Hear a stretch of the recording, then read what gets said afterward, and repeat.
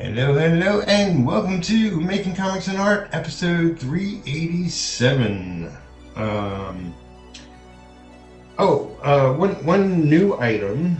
An old friend of mine, Phillip, who you may know from years back, did a book called Quantum Rock of Ages that I did a few covers for. This is back in the 90s. Has released it on the webcomic duck or whatever it's called. The link is down below. He's released it as a webcomic, and he's not confirming it, but I do believe he's going to continue the book at last. Which is my hope more than anybody else's, but it was a cool project that I got to be a part of.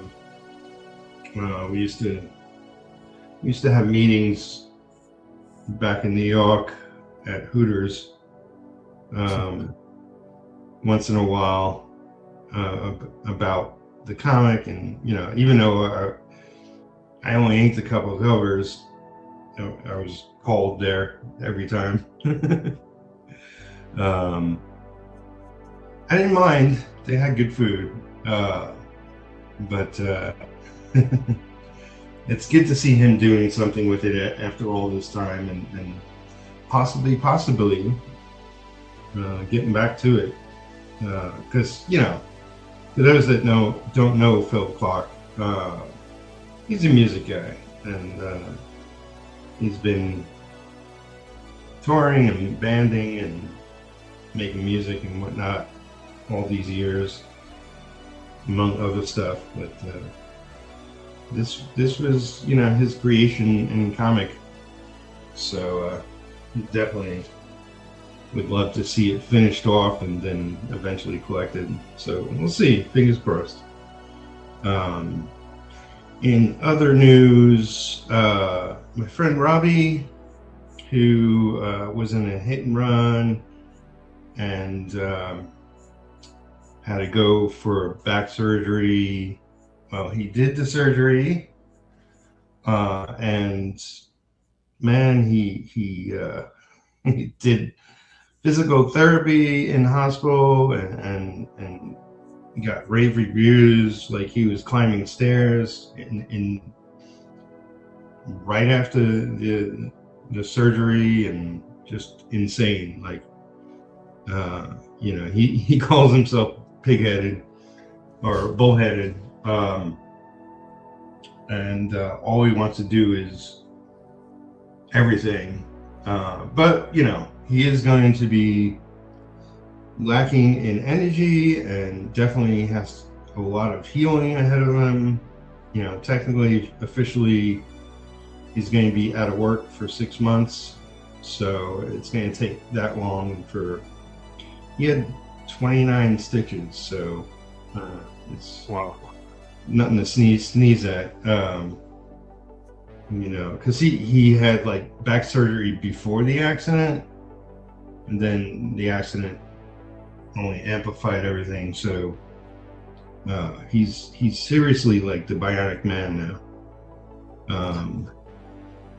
But he's in good spirits. He's got people looking after him, his girlfriend, and he's back home right now with his cat, and so he's just got to recover. Just got to take it easy. Let other people take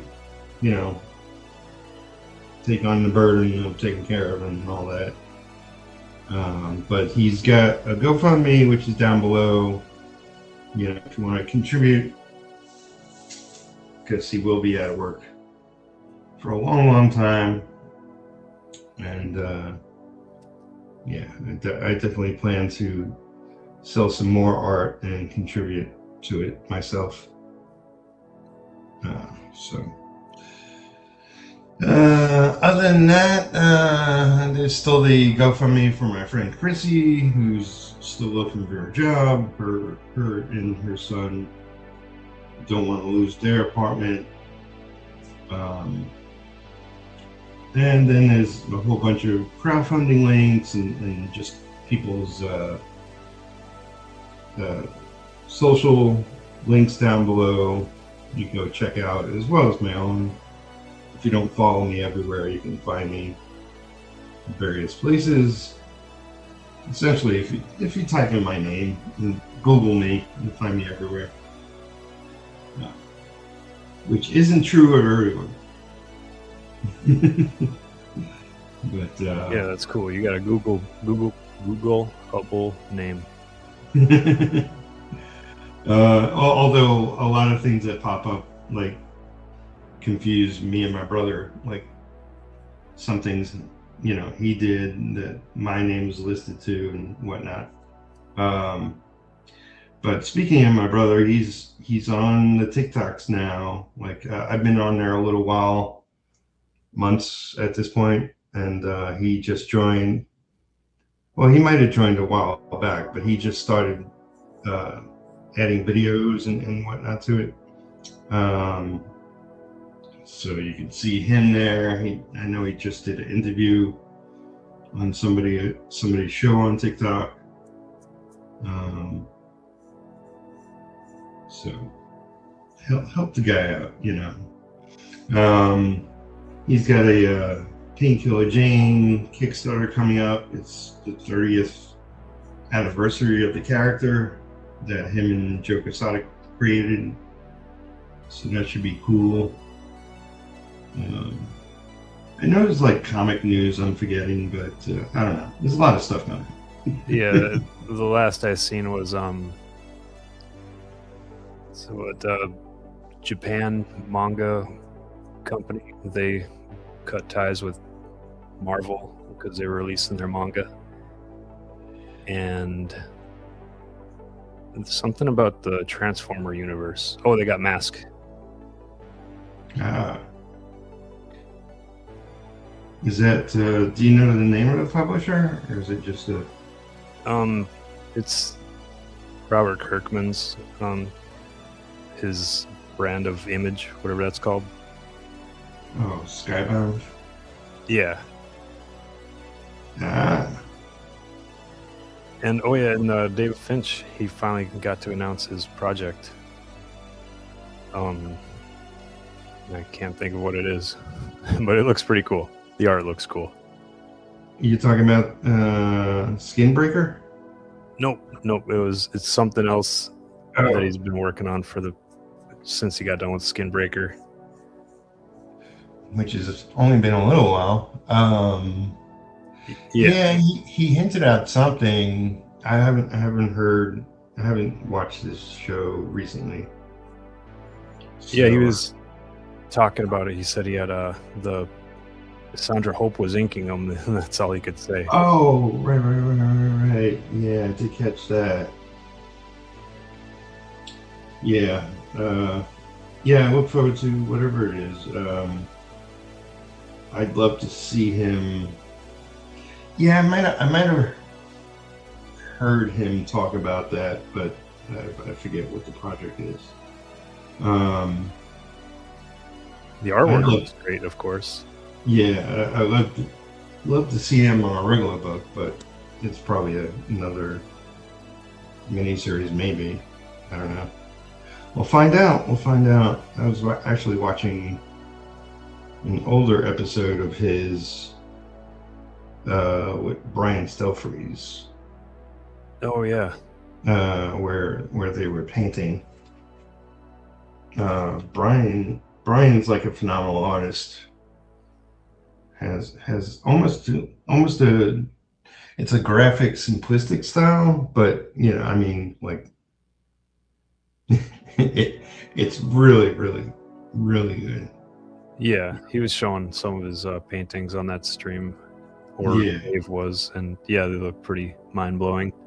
Adam Hughes said that's who taught him how to paint. Oh yeah. Probably when they were back in Gaijin Studios or something. Yeah, man. That's one studio I would have loved to have visited. For sure, it's like everybody that was a part of it is so talented. Is it Jason Pearson was from there? Whole bunch of folks. Yeah. Did you get that Jason Pearson sketchbook or art book? No, it's like I have a list on Amazon. Well, a couple lists on Amazon full of art books. I'll get one.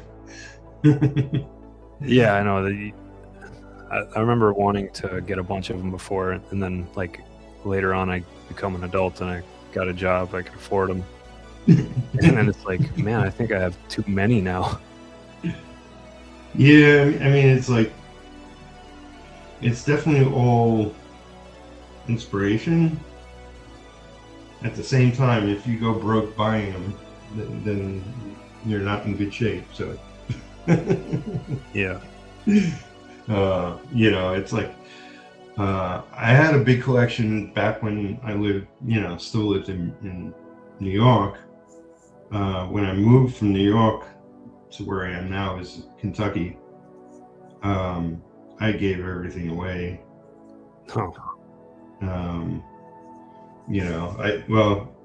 I sold some of the bigger hardcover stuff, and I gave most of it to a friend of mine who was into comics, so I gave him a huge collection. Yeah. Because I came to Kentucky with what I could carry. Essentially, I hopped on a bus and came here. So I had one suitcase for clothes and some toiletries, and 2 portfolios, a bunch of work, and whatever tools I had at the time. And that's what I carried with me from New York. And so you just got rid of everything and. Yeah, I mean, because my dad passed way back in '88, but early 2000, it was like 2006, my mom passed, and both me and Jimmy was still in Brooklyn at the time, and we both had the same mindset that once mom passed, we're heading elsewhere, because New York is just too expensive. It's like, yeah, if you're rich, live in New York or live in LA, 2 great places for sure. But I knew I wanted to live somewhere else and still continue working in comics. And I had a friend out in Bardstown, a small town in Kentucky. And he was like, well, why don't you come out here? You can check out the town, check out the area, get your own place, get set up, see if you like it, stick around, blah, blah, blah. So that's what I did. So. That's funny. I don't hear that story very often, other than on like TV, where I'm looking for a change, drop everything. Yeah, I mean, it's usually like people from Kansas who move to LA or New York, or something like that. Not the opposite. Yeah. I got a lot of Kentuckians say, "You're from New York? What do you think about Kentucky?" It's like, yeah, it's different, but I like it. It's like, I'm home working most of the time. Like,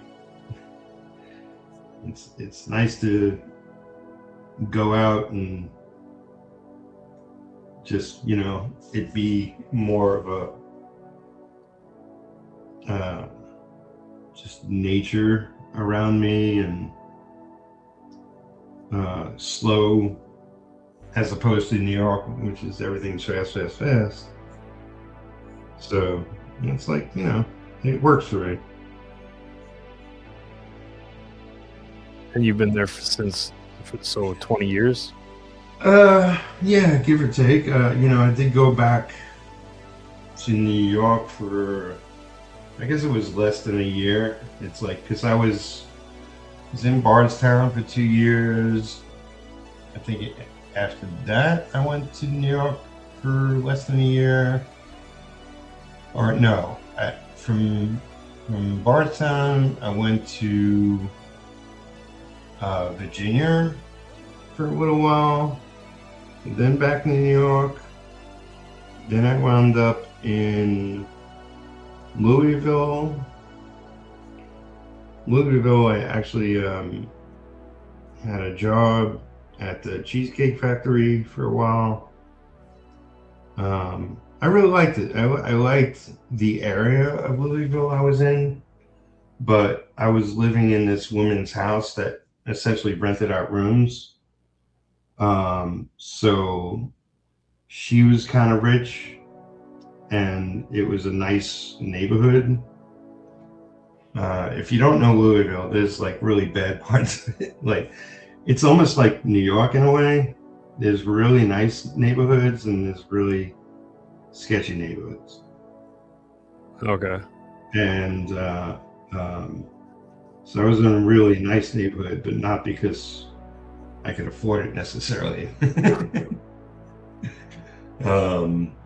I just know of Louisville the Bat. Yeah, well, it's from there. I mean, Louisville is like the biggest city in Kentucky, which is like an hour north of me. But my town is just a small Kentucky town. Are you in a rich part of that small Kentucky town? Not really. No. Just we got a Not anymore. small dive apartment. I mean, it's it's not the worst part of town. Yeah. It's good enough. Like there's plenty I could walk to. Being from New York, I don't drive. But I do have an electric bike. Montoya and Saboteur Comics. What's happening, fellas? Oh, hey. Sorry, I've been not ignoring you. Hello there. Welcome, Montoya. Popping in for a few minutes. Always appreciated. Give it a like. Hi, all. Saboteur.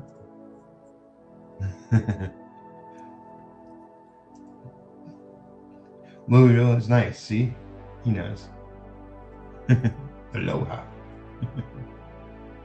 Maybe I'll visit it one day. Yeah, I mean, it's like, it's really nice in places, and there's a section where they have like street fairs kind of area. I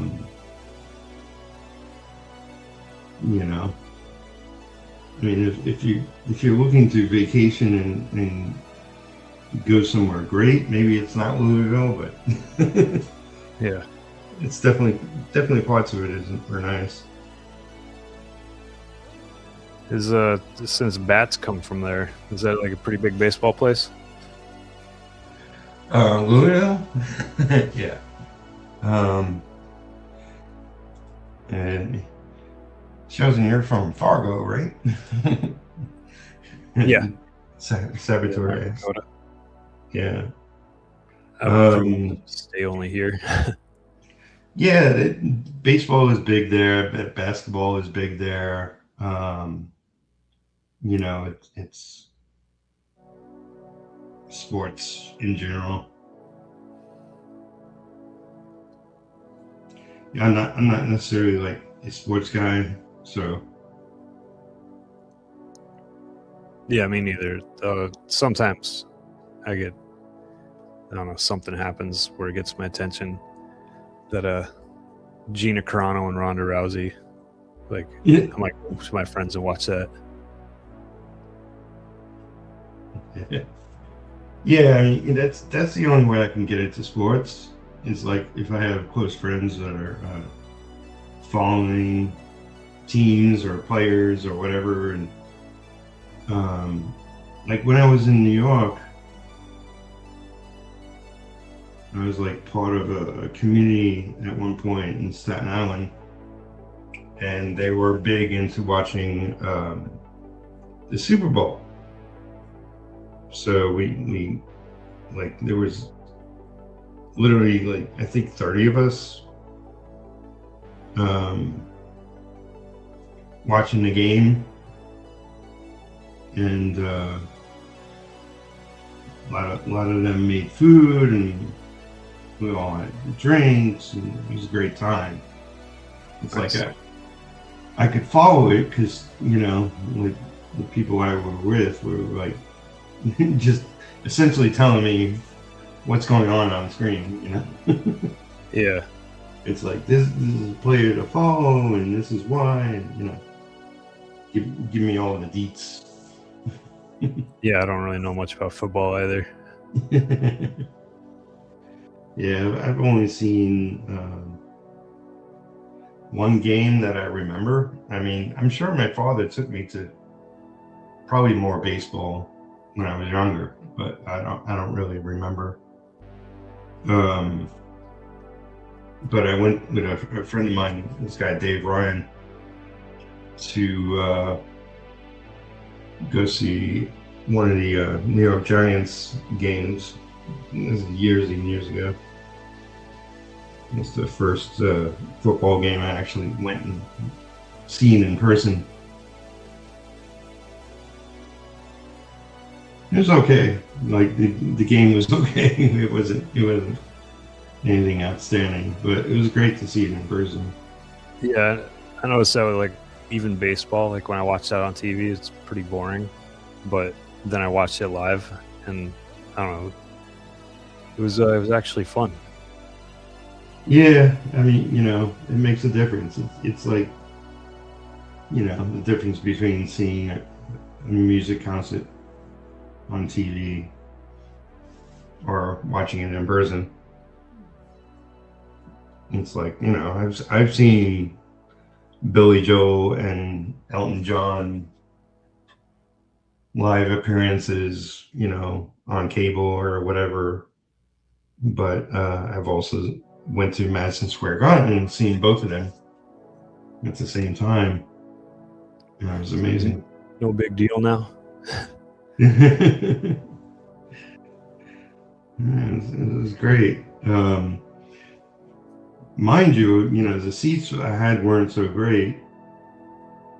You could see them more on screen than actually on stage. But it was still great being there and seeing it in person. You feel the audience reaction,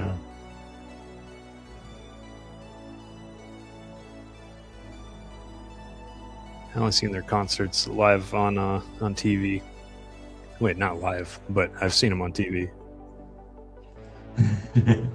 Oh, looks good, guys. Gotta head out for dinner. Until next time. All right, Matoya. So Saboteur has a question. He says, question? Yeah. So question is the movie Fargo accurate to the location? Oh, no. No, it's not. But they got that snow, no, what was it, wood chipper? They got that wood chipper here for, I don't know, tourists like to look at it. Oh, really? The actual, that? Yeah, the movie prop. Yeah. I don't know if they had more than one, but they got one of them anyway. Right. But I've never heard anyone talk like that, like in my life. Yeah. Maybe in like the 30s or something they talk like that. Yeah, I'm sure they were playing up. Like they probably talk like that somewhere, or maybe like on the outskirts or somewhere. But I mean, it made for entertaining movie. Yeah. Yeah, whenever I would go somewhere and people found out where I was from, they're like, "Do you guys really talk like that there?" It's like, I'm talking right now. What do you mean? But I mean, I don't know. I still won't let myself like watch the movie or like it. But my friends tell me that they really like it. Oh, I love that movie. You know, and it's you know it's everything. Like it's the cast, directors. You know, it's the way it's written. You know, but yeah, the accents make it funny. I think that's probably why I won't let myself like it because. But anyway, I don't know. I'd watch it again if I had the chance. But now it just seems like there's too much stuff to do. But the last I remember thinking about it, that's how I felt. Yeah, I mean, you know, it's like I'm originally from Brooklyn. They make fun of Brooklyn accents, so. Okay, so that's what you got. You got a Brooklyn accent? New York accent, Brooklyn accent. I don't know. Like, it comes and goes. I'm told. I don't pay attention to it myself. So Sabato says, my old roommate was from Fargo and said, "Bag, funny. He used to own a bar. They're evil olive." Ah, cool. His roommate owned a bar? Yeah. Right on. Yeah, that's pretty popular here, bars. There you go. Yeah, you know, that's something like I believe they have them everywhere. It's like, you know. Yeah. It's probably, yeah. If you like bars, come here. Basically anywhere. Right. Yeah, they shot that movie in Brainerd, in Minnesota. They didn't shoot it in Fargo. Yeah, that's what I heard. Yeah, I think it's because they couldn't get a tax break or something. More than likely. A lot of shows and movies that like have Fargo in them. I mean, not Fargo, North Dakota, but they're not shot here. Like the one that really stands out to me lately was that Wolverine, that last Wolverine movie, like his solo movie. Logan, yeah. Like, remember at the end they were supposed to be in North Dakota, at the Canadian border. Oh, I believe so. Yeah. And it's like, man, none of that background looks like North Dakota. Like, when did we get a rainforest and mountains? It's like all flat over here. I mean, by the border anyway. Yeah. Yeah. Well, you know, that's Hollywood for you. Yeah.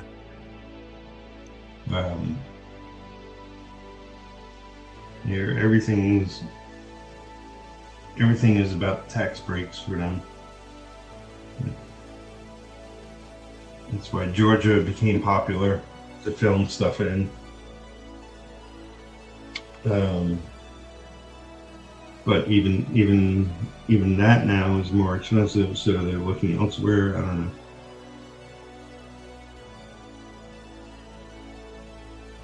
You know, that's why, like, you know, if you're doing comics, as long as you have internet, you can do them anywhere. Yeah. You might as well go somewhere cheaper because, you know. And I can make my own movies with AI. You're not going to be rich making comics. Yeah. If I could buy making comics, that'd be great. Yeah. Well, it's possible. It's possible. Yeah, no. Certainly not giving up hope. Nah. You know, it's... You know, a lot of things is just consistency and timing.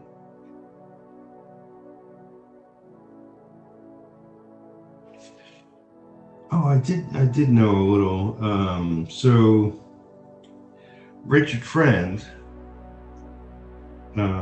mostly known as an inker, also an artist. I follow him and what he's up to. He's going to be doing covers this year. Cool. Not sure for who. If I was to guess, it would be DC, but I don't know. We'll see. He made some sort of deal to do covers for the year. Because for a while he was inking, and then he stopped inking for people. But then he did a job for heavy metal, and that was going to be his last gig for other people. Then he started working on his own creator-owned Blaster Kid. Then he was going to crowdfund that, but then life stuff happened and whatnot. And anyway, so right now his plan is to do covers for a year. Okay. He's been back on his channel, making videos. He's been posting a lot of his art on his socials. So he's, definitely making his presence known. And he wants to build up his name and everything before he, gets back to his own creator-owned project, which is smart. Yeah, I was pretty excited about his creator-owned. He had a sign-up page. That's the closest he got so far. So, yeah. Hopefully it's still going off of that, so I'll stay in the loop. Yeah, he'll get around to it. He keeps things close to the chest, but he's just trying to position himself to be, in the best position possible for the most success once he starts promoting it all. Yeah, it's definitely not easy for crowdfunds.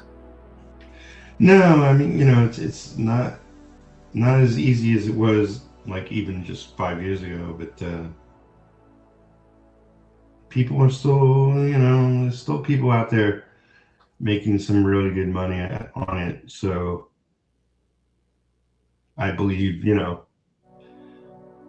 it's still possible for any creator to make some decent money with it.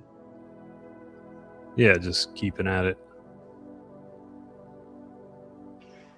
Yeah. So where are you at on things? Any Oh, I'm getting close to halfway done with all the pages, and yeah. To launch the sign-up page, I'm pretty close also. I think I just got to start finishing out the reward tier part of it. Right. And make a video, but I don't think you need a video for to do a sign-up page for it. I've yet to see a video for the sign-up page, I think. You have or haven't? Haven't. Oh, okay. Just like images.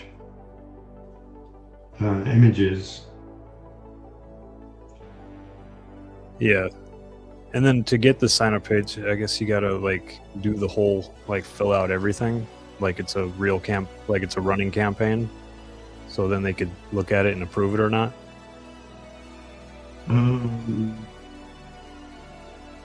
For a Kickstarter, anyway. Yeah, I've only done it for Indiegogo.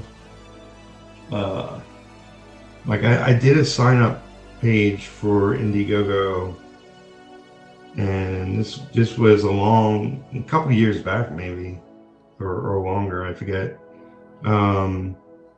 But once they reformatted the whole site, they actually erased all the sign-up pages. Oh. So right now I'm trying to figure out if it's worth going over there there's still people crowdfunding books there. I just want to know if it's as effective as it once was with Indiegogo. Hopefully it will be. I mean, cause yeah, I've heard complaints about it. I never really paid attention to what they were because it seemed like there was a couple different. Well, it's like, it's run by a more corporate company, so there's more corporate type rules. I'm not even sure. I might not bother with them. Like I'm definitely thinking, Kickstarter, because I've been on Kickstarter forever. Even if I haven't had a project on there from the beginning, I was, somebody who contributed to other projects on there. So I kind of have a built-in following already because of that. Oh, nice. And whatchamacallit?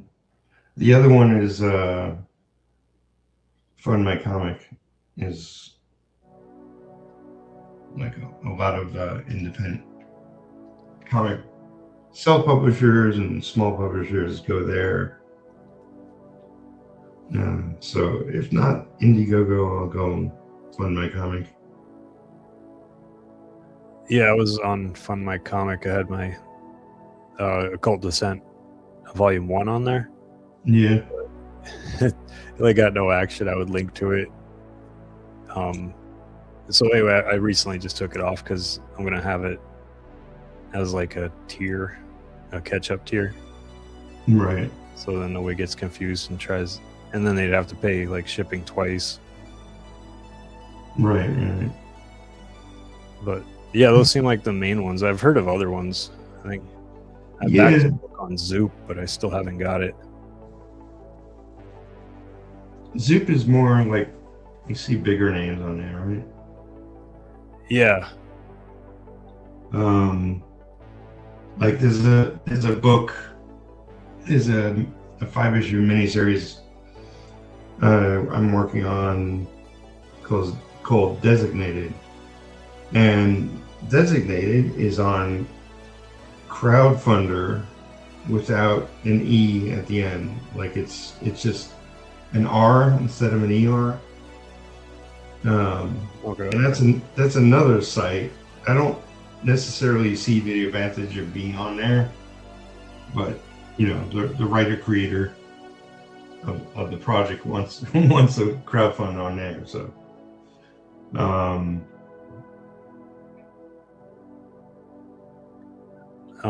yeah, I've seen a few that do their own website and then they build it to where it kind of runs like a crowdfund.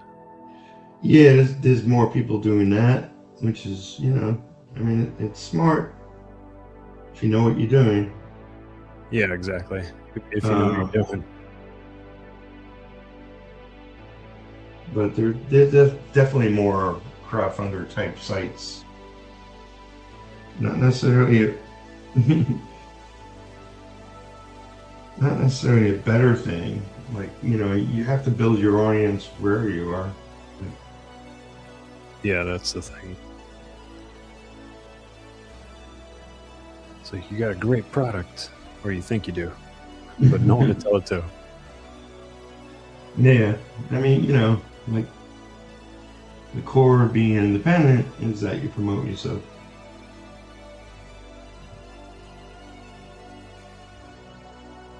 But, like you being on my channel, a couple of people watch my channel, might have never heard of you, and hopefully they'll go check out your book when it's being crowdfunded and, maybe even buy it. Yeah, that would be great. Yeah. Oh, I wanted to ask you about, since you love art and your work is getting so much better, I was curious about your influences. Oh, the top 3 off the top of my head is Jim Lee, Michael Turner, David Finch. But I don't know. It's.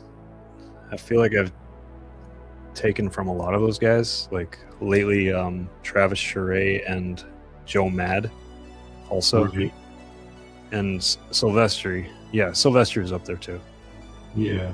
Like constantly. Like with this cover, I see hints of Mike Golden, which is a lot of the Image guys were influenced by Mike Golden.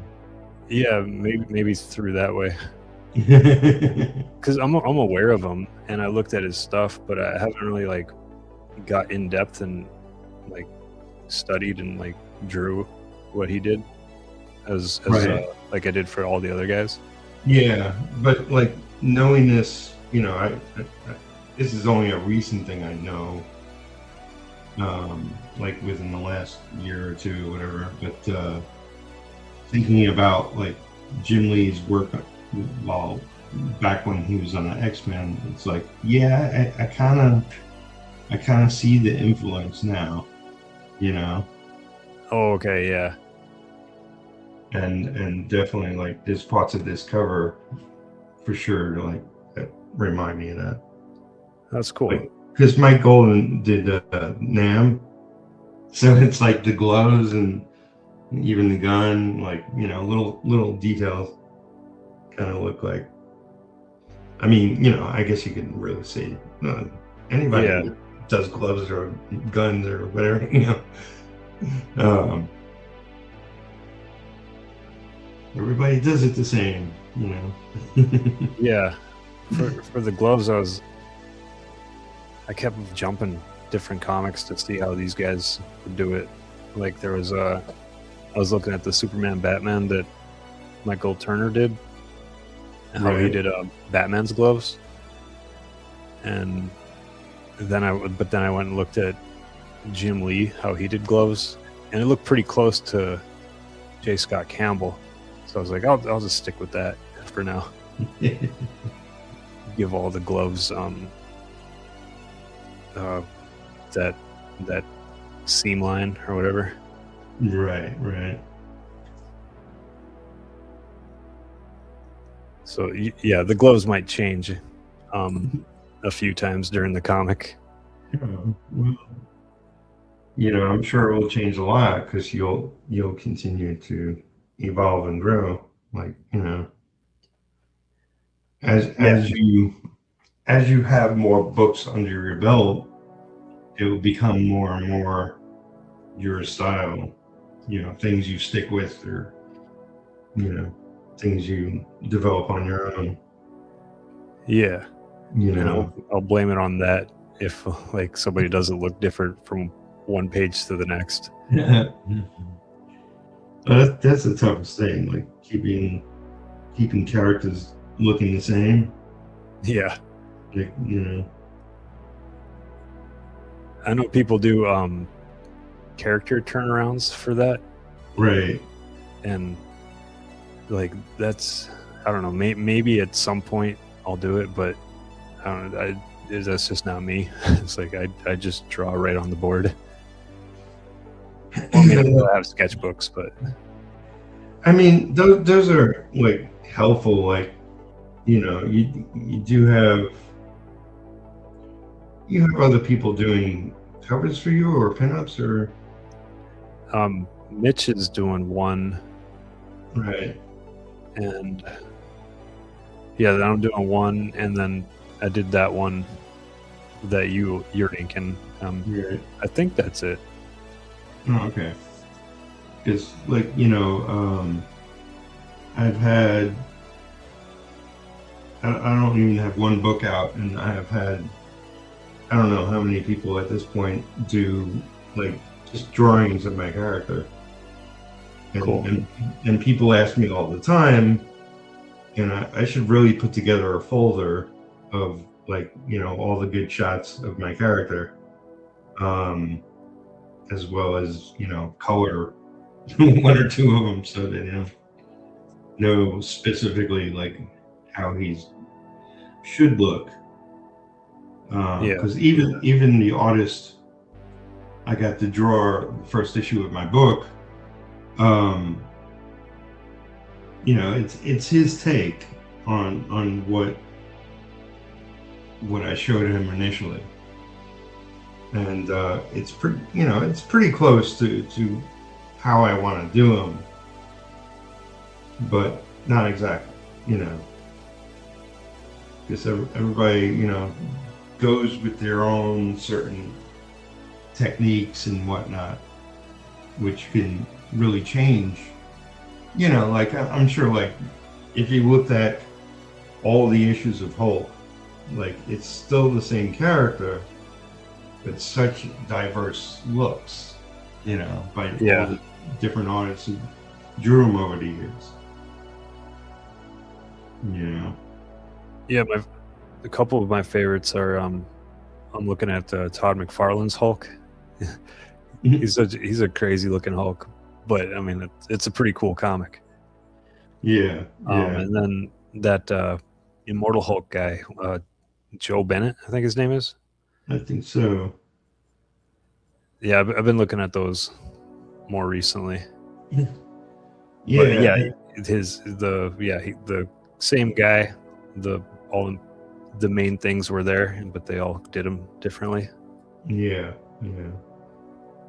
Like I would say offhand, like Todd's was made him look more like Frankenstein a little bit. Yeah. Which was cool. Yeah. That's who he was supposed to be, right? Like Stanley wanted to do like, I mean, essentially a version of it. You know, it's a monster.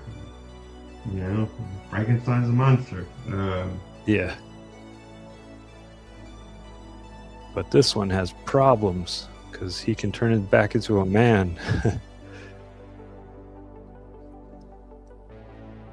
Yeah, you know, now there's I don't know, they've gone so many different directions with the character over the years, and you know, I haven't read any recent stuff, but I did see the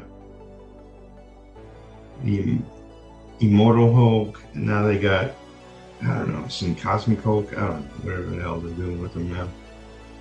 Cosmic Hulk? I don't think it's cosmic. It's just another big word they're putting in the title that means something. Yeah, the last Hulk series, I think that because I stopped getting it because I had a Hulk subscription for a few years, but I don't know, it kept changing so much. The last I heard, it was like Hulk was fighting, I don't know, like a demon or something, a bunch of demons. Like he was knocking them out each issue or every few issues, something like that. I got him. I didn't even read them. I was just like, I don't know. The artwork is good and stuff too, but I mean, you know, it's like Marvel and DC. It's not that they have. It's not that every book is crap, right? It's, for me, it's more about, number one, continuity. Like if you're going to do something, you know, it should be canon. It should be something that makes sense, you know, like an evolution. Yeah. It should be that character, anywhere he shows up, is, you know, what he's going through. And, you know, it's like they're just doing like mega story after mega story, different teams, different writers, different artists. Everyone's going for some epic story. You know, it's just too much. It's like, yeah, you know, it's like, just keep it simple. Like they don't all have to cross. If you could do anything, then none of it is really that exciting. Like, you know. Yeah. You know, I do like, you know, I grew up reading comics 70s and 80s where continuity was king, and to a degree it felt boring somewhat, but I respected it a lot more because they kept it, storylines and progression, and it wasn't like what they're doing now is like everything's a reboot, and everything is a writer's and artist's take on the characters, even if they're rehashing the same stuff that was popular 10 years ago. It's like I am very interested in the new Daredevil series. One on Disney Plus. No, the comic, actually. Oh, gotcha. Because it's going to have a new writer, a new artist, and it does have a lot of familiar characters within it, and it will be their take. I just hope that, like that team will be on it for a while. Like, if they are, then, I can maybe follow along. Pick up some Daredevils now? Possibly. Yeah, it's been way too long. EJB, welcome. Nick Klein's recent Hulk art is great. Feels inspired by 70s black and white magazine Hulk and EC. Yeah, I've seen some of the art, maybe like cover art of it. Do you know what it's called? I mean, you know everything. Is it Immaculate Hulk? It's something with an I. I forget exactly. The recent one? The recent storyline or title, Marvel think it's being clever by changing the adjective of their titles. It's not the Incredible Hulk. It's not whatever it was before. It's something new. Yeah. Something different, but yet the same. I don't know. I'm just guessing. It's easy enough to Google. I'm not too sure. I'm trying to think. Mm. But I do know that Nick Klein, he's the artist now, and I think they're doing something. Yeah, I think that was also in the news too for comics. Like him and the writer are doing something different, or we'll kind of do another one of those big crossovers or something. Yeah, it's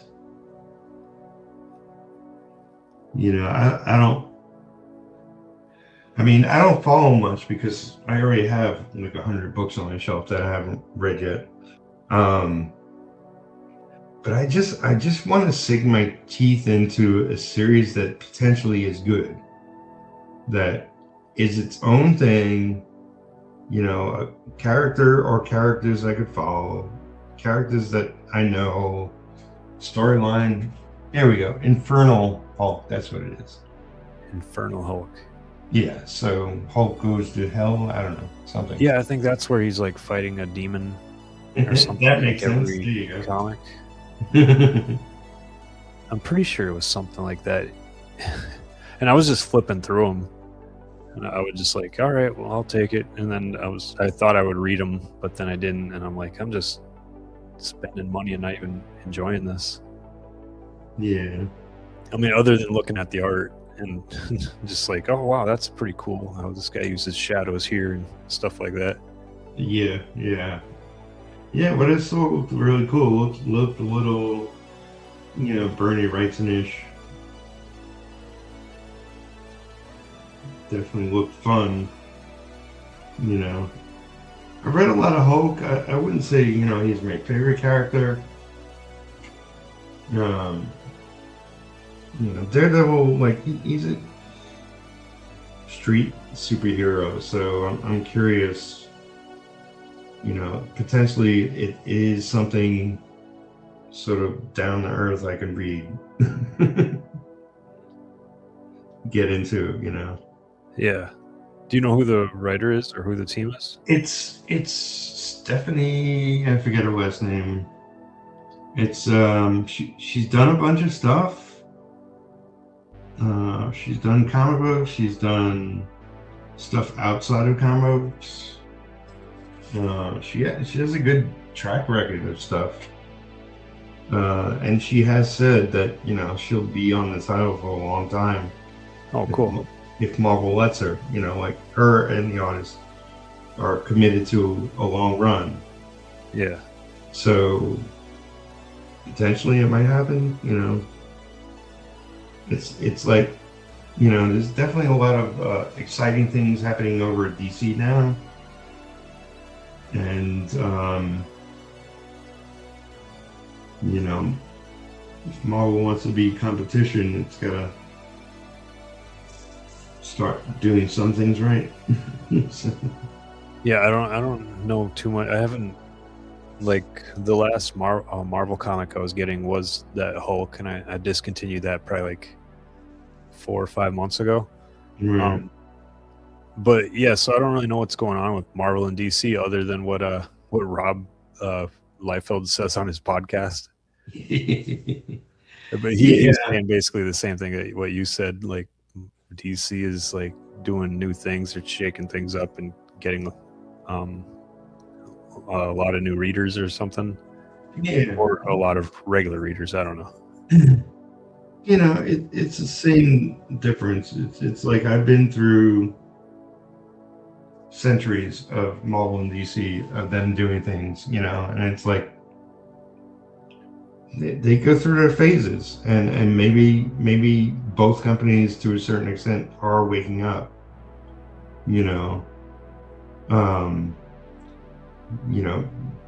99% of what I get is independent comics, and I get them through crowdfunding. But I grew up mostly on Marvel, but I read a lot of DC books as well, so I have an affinity to the characters, and I would love to see them, you know, do a title that works for a while, not just rebooting it every 6 months. Oh yeah, you know, because that's why Marvel and DC suck to a certain degree, you know. Yeah, I could imagine that'd be pretty frustrating for I don't know, longer time fans. Yeah, I mean, you know, it's like I grew up reading Daredevil because Frank Miller was a part of it for years and years and years, you know. And then even when he was, you know, taken over by another team, it was an incredible team that I was like, this is different, but this is so well done as well, you know. Yeah, I only get to hear stories about that time. Sometimes I get lucky and there's a new YouTube video of someone describing it. Oh yeah, there's a lot of good YouTubers who like do history lessons. Yeah, that's kind of how I mean, other than getting the comic, but when I get those comics, I don't get them like how they used to come out, like by themselves, and the ads and the letters column and stuff, and you don't get that excitement of like, oh wow, that's so cool, and then hear about what they have to kind of elaborate on in the letters section, and then wait for the next comic. As get them all collected and all the ads are taken out. Yeah. It's still cool. It's definitely a different experience when you collect a monthly book title, you know. Yeah. Where, you know, you read it and, you know, like a comic reads what, like 10 minutes and you're done. So you're looking at it, maybe you reread it for a month before the next issue comes out. Nice. So you really soak it up, really soak up the art, really soak up the story and the characters. And it's like, I wonder where it's going next. And, you know. Yeah. Much like network TV back in the day, like, you know. Yeah. I remember that for network TV, but when I was a kid and I was able to get comics, I was able to get them like I got lucky, either at a spinner rack, Right. and then most of the time, like I didn't have money for it, or if I did have money, I'd rather spend $1 on getting a pop or something. Right. So it was like I could kind of stay in touch of like what's happening with X-Force and X-Men with talking to my friends, and because we would all like get comics, but we wouldn't all get them all together, like one continuity, the numbers. Right. So we would just kind of share our knowledge of the comics that we got. And yeah, that was rough. And then they got rid of that spinner rack at the grocery store. So then the only way we could get comics is if we drove out of town. Like I think the closest comic shop was like 2 hours away. Yeah, that's like I mean I grew up in New York, and we had after a little while we did have a comic store that opened near us, and once that did, I had somewhere nearby, basically a couple of blocks walk, where I can get comics. But he didn't buy 40 copies of every book, so if I didn't catch it in time, he might have sold out of something I collected. So even so, like then I would have to maybe find it at the local newsstand or some other store. So you were like pretty into comics then? Like as a kid, like you would go from one place to another looking for the one comic? Only because there were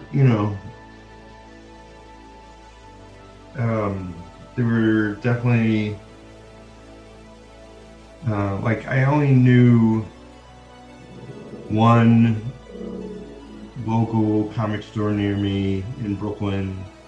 There might have been another one further out, but really if I was looking to track down latest issues of comics, I would go into Manhattan, because Manhattan there were at least 5 comic stores that I knew of. Yeah, I can imagine a place like that would have basically everything. Yeah, so like and then like because magazines were prevalent and newspapers were, just a newspaper stand would have comic books and might have the latest Captain America or Spider-Man or whatever you're picking up, Yeah. So I would be able to read a book and actually have every issue, with not a ton of work, Okay. That's cool. Yeah, and it's like I followed a lot of books, and so did my brother Jimmy, and we collected different things so that we could read each other's books. Yeah, that's kind of how me and my friends operated. We would like as a get different issues, like is this person's turn this month to get the new X-Force issue, and the rest of us could spend, and we didn't have a lot of money. I imagine you're probably the same way, like little kids, like where do you get money? You can't get a job. Well, when I was first collecting comics, it was 25 cents each. Oh. So, I guess, yeah, we've got a little bit of an age difference. I forget, yeah. Yeah. I mean, I'm 26 now.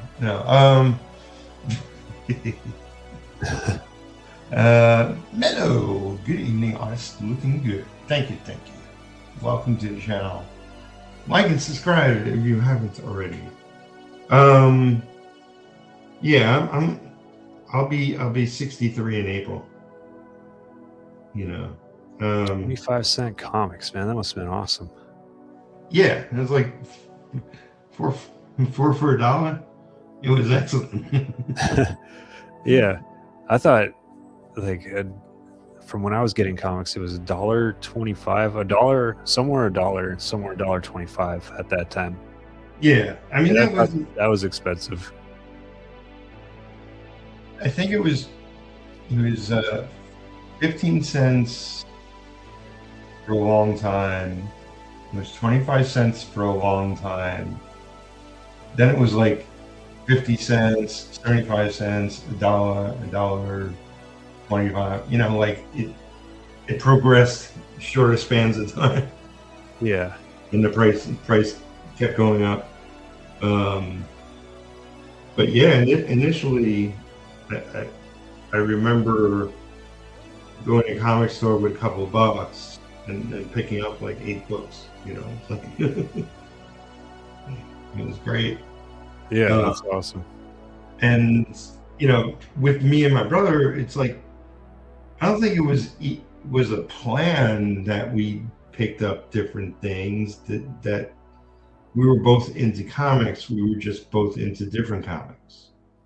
You know, I was really into Avengers, so I picked up a lot of Avengers adjacent titles, you know, the single character books. So like Captain America, Iron Man, Thor.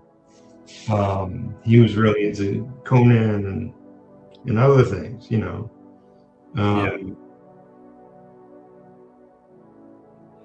So it just worked out more than anything else. But yeah, I loved nothing more than just following a series that was a particular writer, a particular artist. So who were the artists that you were looking at during those when you started? You know, like the popular ones, like George Perez on Avengers, John Byrne on X-Men, Frank Miller on Daredevil. But there were it was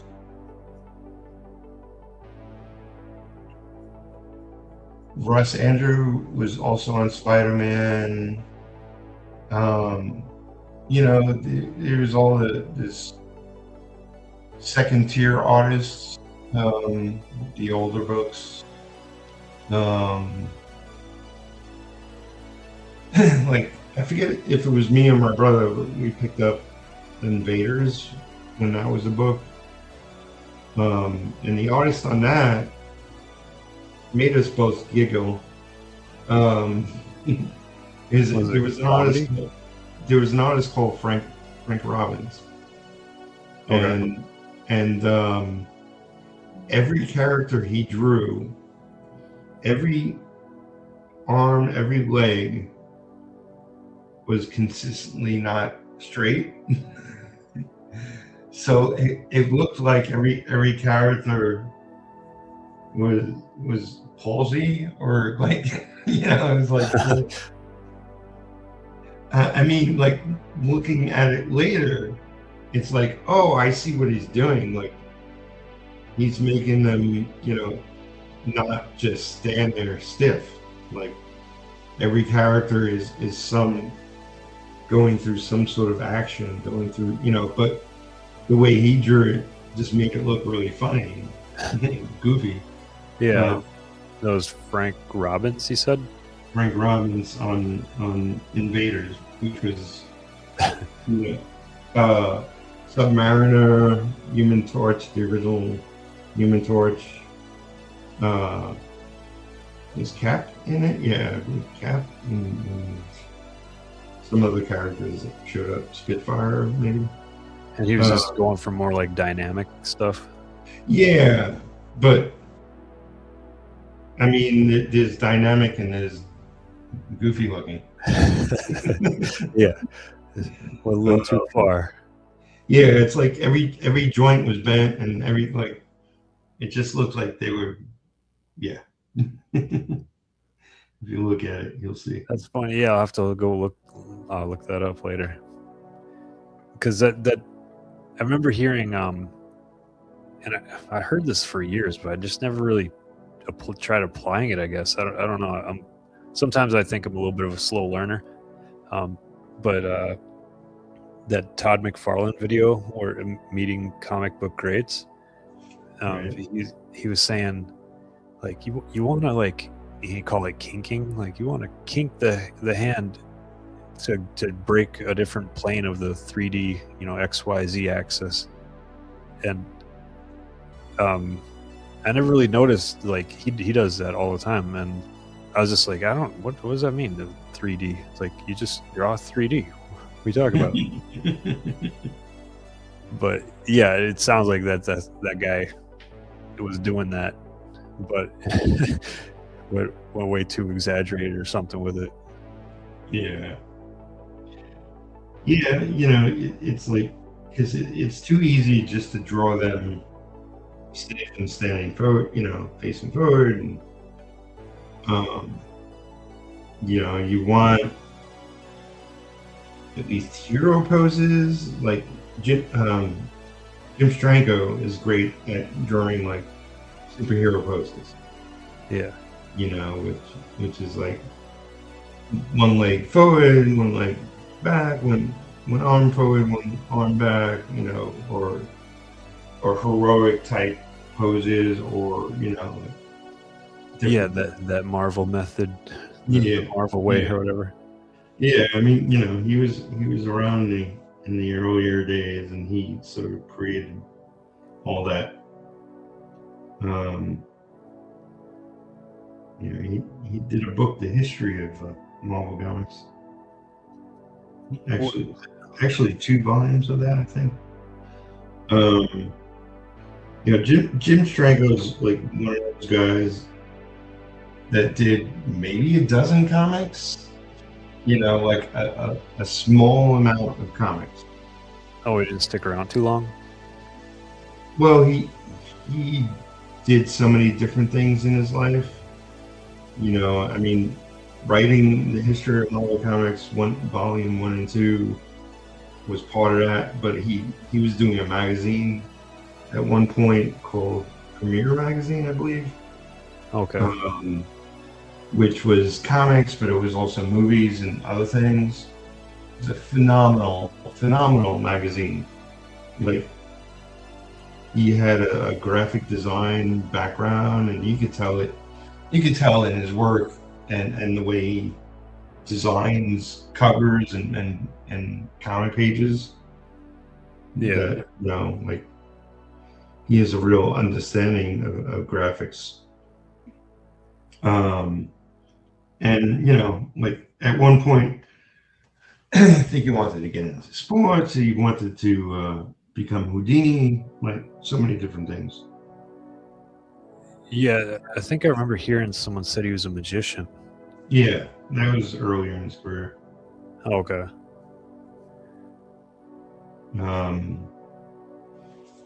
But yeah, I mean, there's legends like that in the industry. That was cool.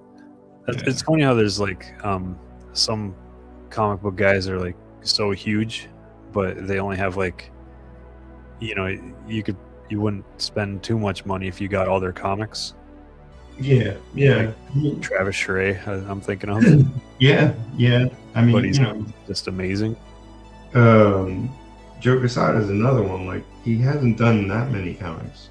Yeah, I think I got a lot of his comics. The Daredevil, the one that you said you inked some pews on. Yeah. And I got one more, the Spider-Man one they did. Yeah, I mean, you know, he did his own Daredevil miniseries where he drew it in a different style, like he was trying something different artistically. Called Daredevil Father. Yeah, I seen the pencils to that when it was brand new, and I was finally able. I moved to Fargo, and I was finally able to get comics again, and yeah, it was seeing the pencils to that cover was pretty awesome. And I was still kind of like, man, how do people do that?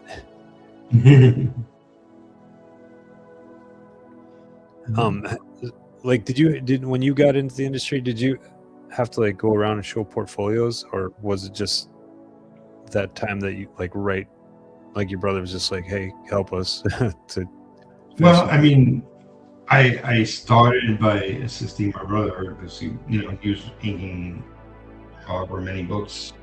Yeah. So I fill in blacks, ink backgrounds, that sort of thing. But I also did that for a couple other inkers. Being in Brooklyn, New York was only, Manhattan was only a train ride away. And both Marvel and DC, the offices were in Manhattan, but also a lot of the local conventions, were in Manhattan. And so I'd go to the small conventions, the big conventions, talk with a lot of the self-publishers or small publishers, and just get work like that. Like, hey, I'm an inker and I'm looking for inking work. I wasn't so good in the beginning, but yeah, you just lie your way. I mean, you just you just get any work you can and say, oh yeah, to the next guy, oh yeah, I worked on this book and blah blah blah. They like what I did. Oh yeah, oh okay, here you ink my book. Nice.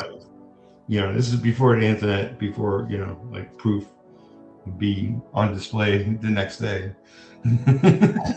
Oh, so like you would take credit for some books that like? No, I wouldn't do that. Oh, okay. I'm just saying, like, my early books that I worked on as an inker, there were good pages, there were not so good pages, like, Oh. So nobody knew, because whoever I worked for early on, they weren't printing 10,000 copies. They're lucky if they sold 50 copies. Okay, yeah. So I would Xerox the best pages and show them out. Yeah, that makes sense. I mean, I would do that too. Yeah. Yeah. I wouldn't lie. How dare you? Yeah, no, of course not.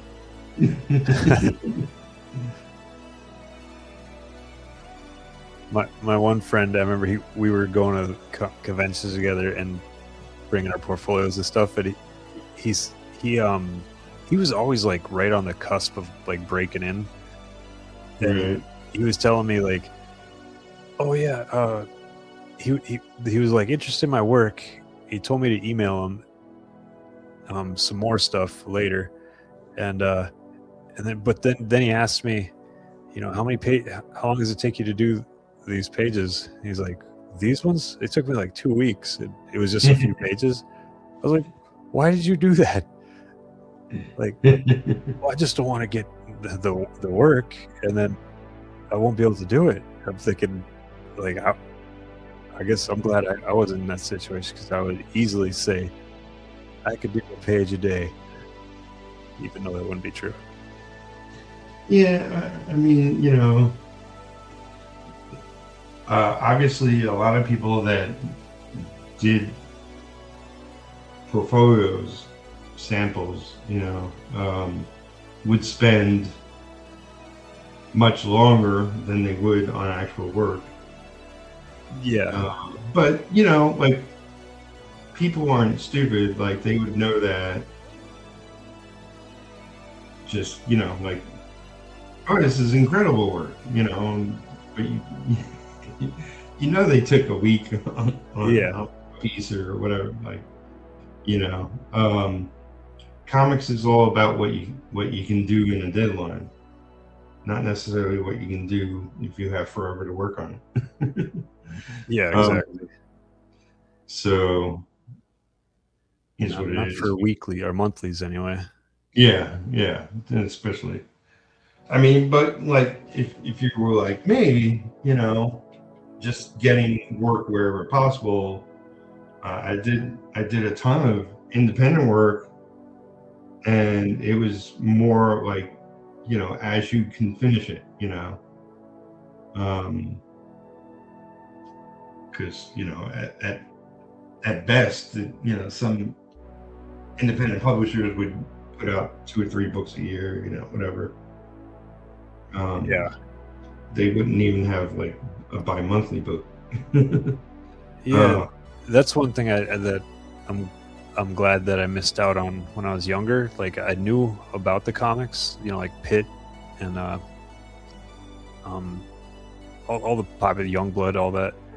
Right. But like, I would just like see them in Wizard, and I didn't know they like in Wizard. I don't remember reading how that they were late and stuff. So I wasn't one of those I don't know, disenchanted fans or anything. Right. Luckily, and so now I got all the Pitt comics, stuff like that. Spawn, I'm like up to date on Spawn now. You got, what is it? It's almost 300 plus issues now. Yeah, what is he? He's at I want to say it was 281 was the last one. Oh, okay. So yeah, that's a lot.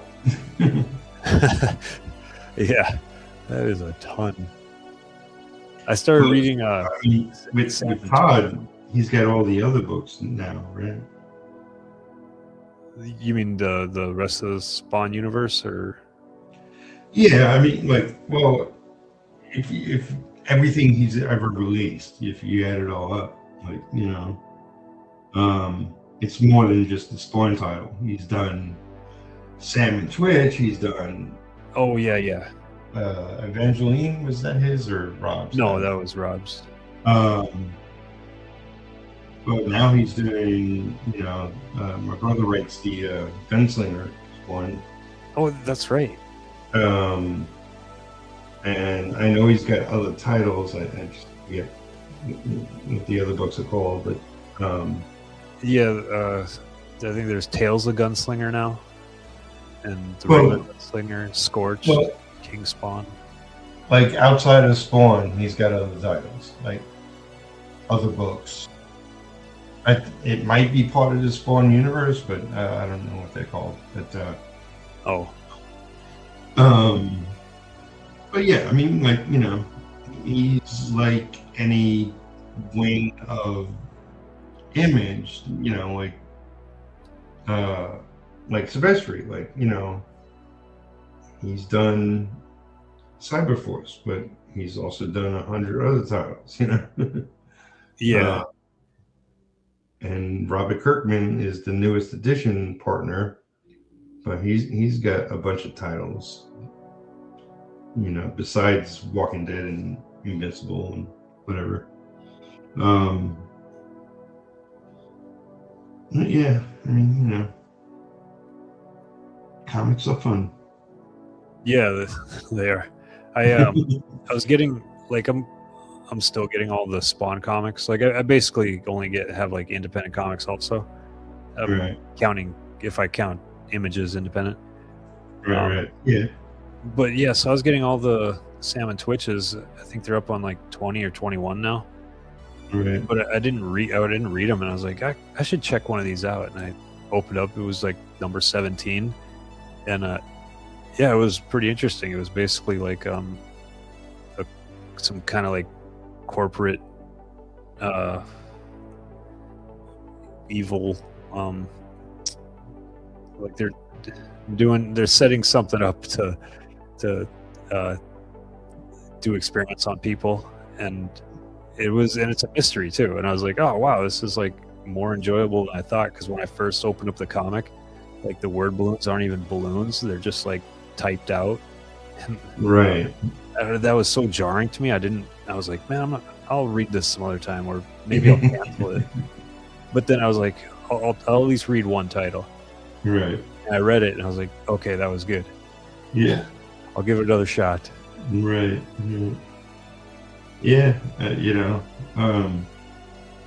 It's more of a, what are they, detectives or cops or whatever? Yep. Yeah, there's cops. Yeah, and detectives. Yeah, so I imagine they must be doing a lot of mysteries, is my guess. Yeah.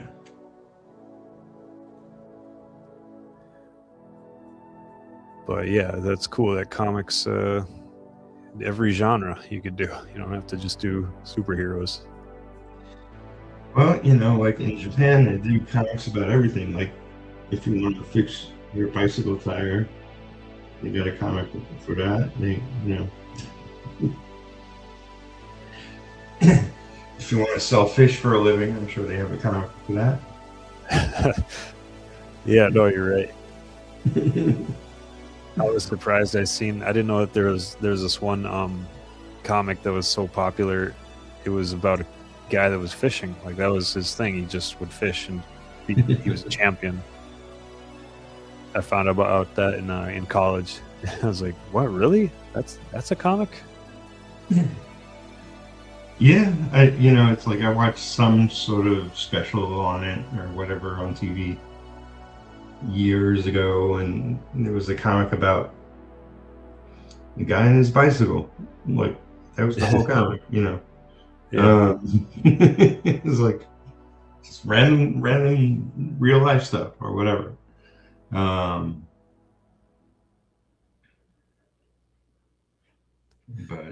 But one of my favorite comics right now is a manga. It's One Punch Man. Yeah, is that any good? Yeah, I love it. I got seen the anime on Netflix, and then it stopped, and it was like, well, what's gonna happen now? And they're like, oh, it's a manga series. So I went to the store and just started collecting them after what happened after the first season.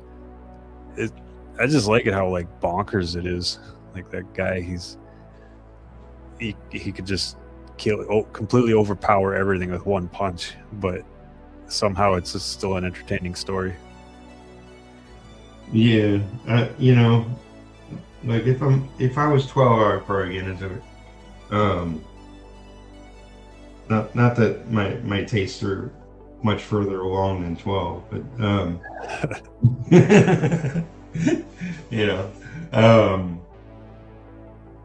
but I started watching this is maybe some years back, but I started watching, what's the popular anime, Dragon Ball Z? No, the Titan. Oh, Titan. Attack on Titan. Attack on Titan. I got a good ways through watching that, and it's an amazing show. I have to go back, not knowing exactly where I left off. Oh. So I have to find out where I left off, and because I want to finish, because it's all broadcast now. Like, I could watch it to the very end now. That's cool. Yeah, I watched all the way up to the very last installment that they did. Yeah. So it was pretty close to the end. So then when I looked at the manga, it was like only 3 more books or something, maybe 2. So I just bought those, and then I moved, and now I don't know where they are. I don't know.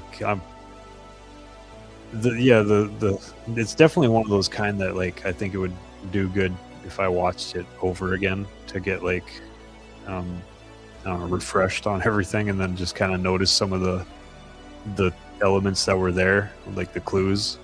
Yeah. I mean, because like, what do we call it? PewDiePie is a popular YouTuber. He had a thing about being invited by a manga studio video he did recently. Okay. And it was the studio that did at least partially Attack on Titan. So it was actually a cool. Yeah, good for him. It really pays to be a popular YouTuber. Yeah, because he did some sort of video series or something where he learned to draw. So when he was invited to the animation studio. He actually did figure drawing with them, and then did some coloring on the cell, and like different things. Like where the whole time he's like, "I'm not worthy," But, Oh, it was fun to watch. I can imagine that's pretty nerve-wracking. Oh yeah. But like anyone who's in comics, like you go through those stages. Like, I was the green guy at one point that, joined the studio, which was like the first real studio outside of working for my brother or just individual other inkers that I assisted, was Valiant Comics. And I was literally thrown into the fire. It's like, I showed up with my brother because he knew they had an opening, and all my brother did was like, "This is Bob Layton," and then walked away. Went home or wherever he went. Yeah. And I was like, "Hi, Bob," and he's like, "So you want to do some background inking?" And I'm like, "Yeah." So he gave me a page, showed me a table, and I went, and that was it. Just began working there. And I was nervous as hell and didn't know what the hell I was doing. And of course, I messed up the first job because I was so stylistically different than what the artist wanted. But I didn't have a clue because there was no instruction manual. It's like, but just it was sink or swim. Yeah, sink or swim, but it was a blast at the same time. I got reamed. Like, the artist whose page I was working on was working right in front of me. And to my left was Sean Chen. He's a really good artist. And Sean's like, "Don't listen to the guy. He doesn't know what he's talking about. You did a good job, just not exactly the style he was looking for, blah, blah, blah." Like, Sean talked me down. Cool. But, it was a great experience. I only worked there 8 or 10 months. I would have worked there longer if they made me more than just a background inker. But Bob hired me as a background inker, wanted me as a background inker. Yeah. So I was never going to develop in the company, unfortunately. But it was a great experience, I've had assistants, and anytime I got an assistant, I basically did kind of the same thing. It's like, "Well, this is what I need. Take it home, do it, and bring it back tomorrow." Yeah. I just throw people into the deep end, and they'll see. And then when the style comes back slightly different, you use a ream them. I would say, "Well, this is not exactly how I would do it. Here's another page. Do it more like this, and this, and see if you can do better." And they would go off with another page, and meanwhile, I'll correct all the things on that first page they worked on. Oh. Even with assistants, you had to do extra work. Oh, I always wondered if having assistants actually saved me any time because of the work I put into them. But it was fun. Having I never had more than one at a time, but I did have like 5 or 6 different assistants. And this was more when I was working on Aquaman. Aquaman didn't start as a monthly book, but it evolved into one. And while you were on it? While I was on it, yeah, because we were initially the fill-in team. Oh, okay. because Peter Day was the writer, and he was usually running behind, not ahead of schedule. Yeah. Exactly. And the artist wasn't exactly fast. That was the regular team artist. So they need a fill-in every once in a while. The first issue we did was issue 10, and then it might have been 15, then it might have been 17 or 18, yeah. We eventually became the regular team.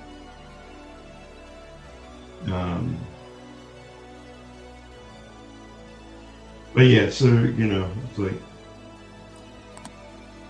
I know for me, it's like, speed was never my forte.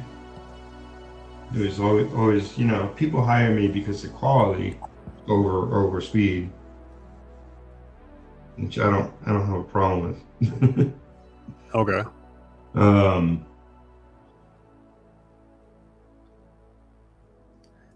So then, Aquaman, you were, that's when you needed assistance because you weren't as fast as they needed. Yeah, I mean, when it came right down to it, I was the second inker that Jim Calfuri used. The first one being Mark McKenna, and Mark was too busy at the time to take on Aquaman. So that's why Jim hired me. Jim remembered me from Valiant. I used to bug him all the time at Valiant. And I used to show Jim, like, I did a lot of Razor comics when I was at Valiant. In the evening, weekends and whatnot. Razor was the 90s bad girl comic. And, okay. I'd probably recognize if I seen her. Yeah, it's just a very indie black and white, TNA book essentially. Yeah.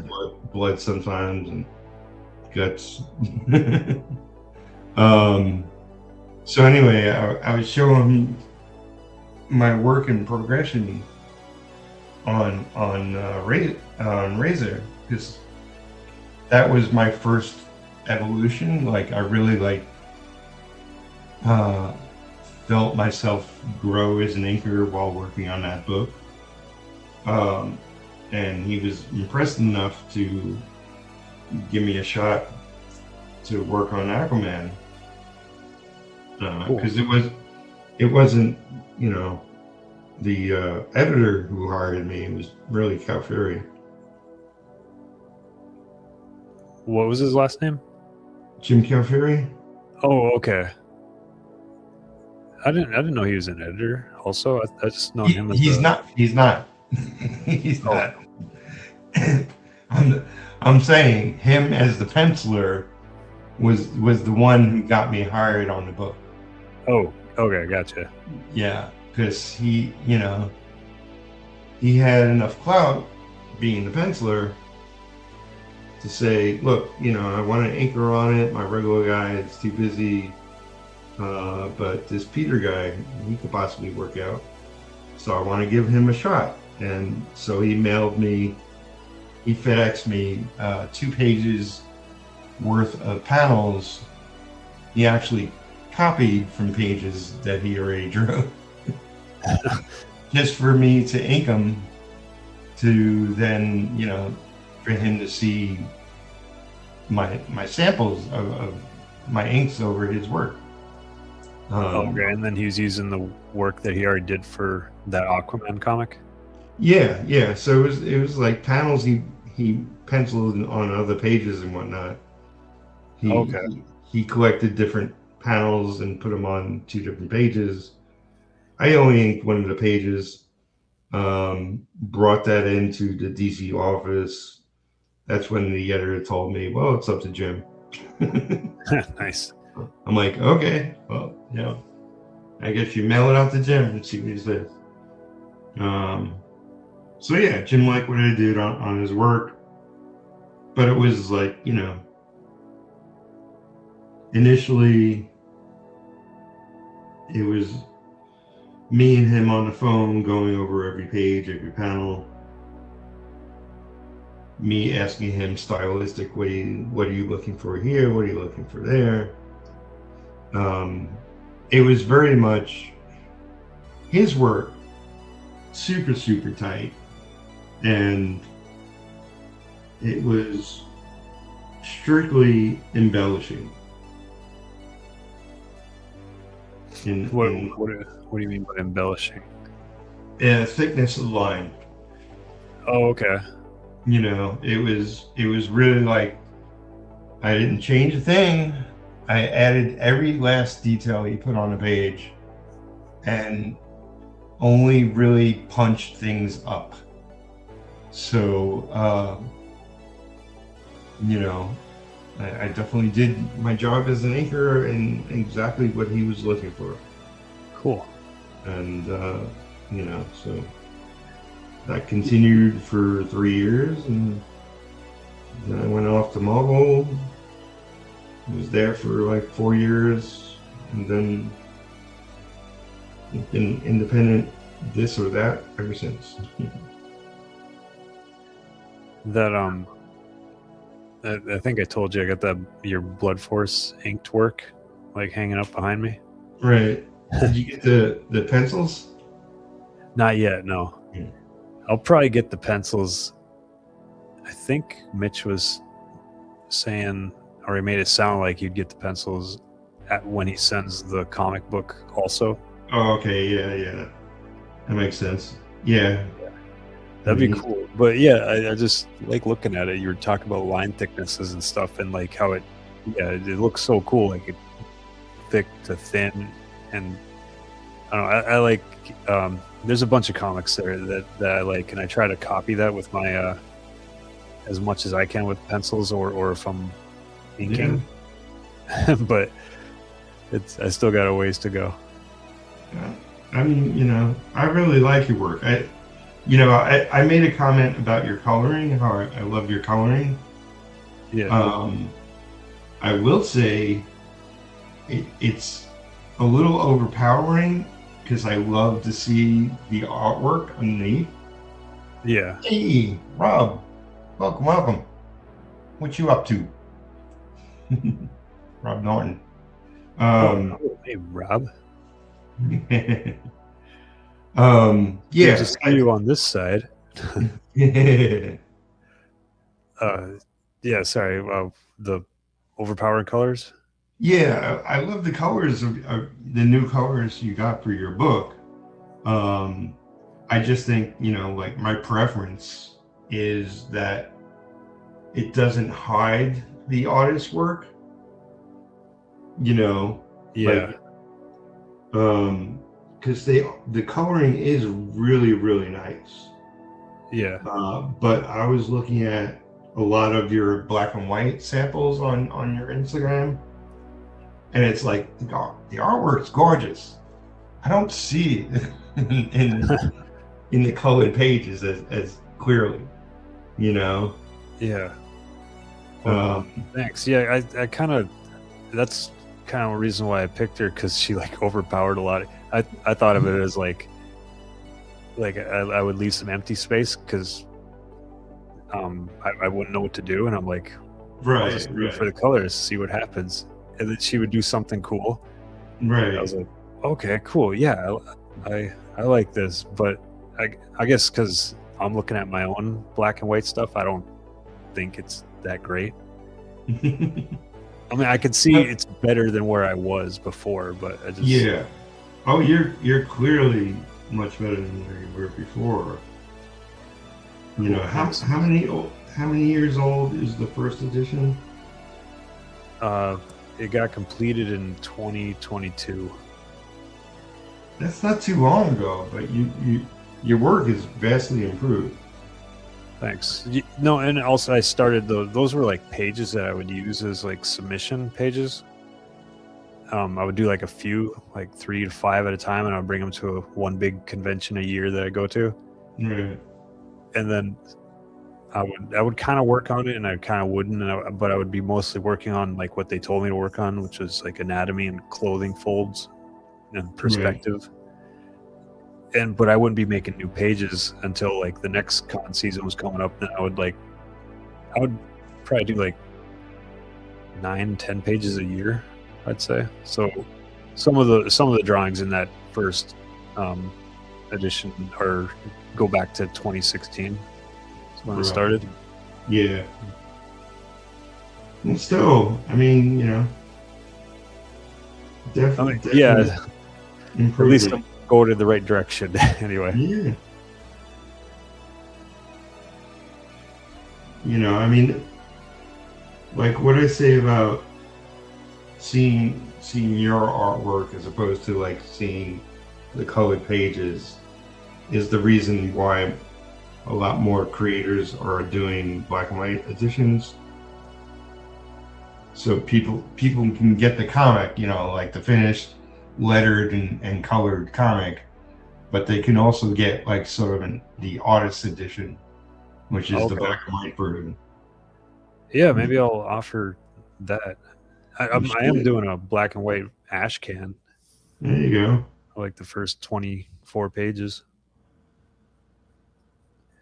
I'm trying to get that going anyway. I don't know how long it'll take them to fulfill it. Right.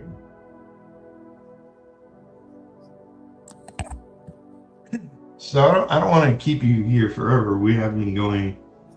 So it'll be 2 hours in like 50 minutes. Okay. Yeah, I'm getting hungry. I better get cooking, and I gotta make it all. Yeah. Well, this has been fun. I made some progress, and I got some other deadlines, but I'll attack this again next week for sure. Cool. Yeah, I can't see it the best or anything, but I could see where you're outlining a lot of things. That's really cool. Okay. Yeah. I'm gonna have to rewatch this and watch you work on it. I just made some marks. Yeah. It's always something simple like that to yourself, but when other people see it, it's like, wow. Really cool. Well, I appreciate it, Peter. Oh, my pleasure, man. My pleasure. I mean, hey, like I said, I really like your artwork and wanted to do collaboration. Yeah, thank you everybody for watching. If you haven't already, give it a like, subscribe to my channel if you're not already. Share this out to your friends, help me get it seen by more people. And what is today? Maybe I'll be streaming tomorrow at some point. I got to working on a graphic novel, Faction Paradox, that's going to be 150 pages total. Busy man. So I'll be working on that for months and months. Among a dozen other projects that I talk about regularly. But yeah, that's how it is. How it is for us creators out there. Thank you, Sheldon, for coming. It's been a blast. Yeah. And to everybody else, keep making art, keep making comics. Until next time.